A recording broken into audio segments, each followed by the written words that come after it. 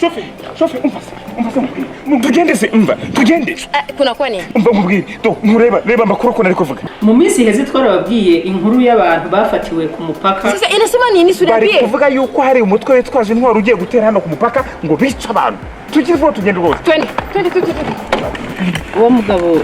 ivyo uri kuravuga ngo biriko bibera he mada wimbaza ibintu bya cyane abantu bari guhunga nawe uri muri urwo ngo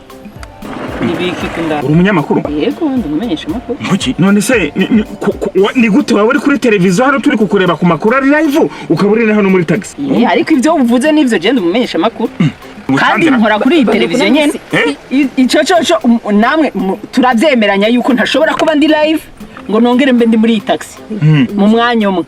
barashobora kuba bariko bakoresha ama reportage ya kera cyangwa bapirasa ama image hakiri mese kabisa ukosha nipata kweli kuzumva nanyi nuko nabibyumvise mimi naanza amini maneno mabare yenye na mbele na nyuma unatani toa turo mabare yenye haiko hata ya vile muri bino bihe ibi bihe by'umutekano muke muri aka karere mugerageze bashaho amakuru muronka mubanze mutekane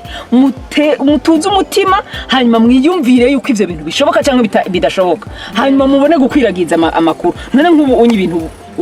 utanze utazi yuko ari byo umva none rero aba bantu ngiye kubanyomoza ngiye gushyira comment munsi umva mada ninshaka nifate selfie turi kumwe mbereke ko turi kumwe hano noneho tubanyomoza kuri bihuha ndiyo kabisa ariko ubwoba nta kintu butakoresha we ubu bari bankuye umutima nanjye nkawukura abandi ugasanga abantu barahunze kubera amakuru bihuha koko bandikiye kabisa bambie kweli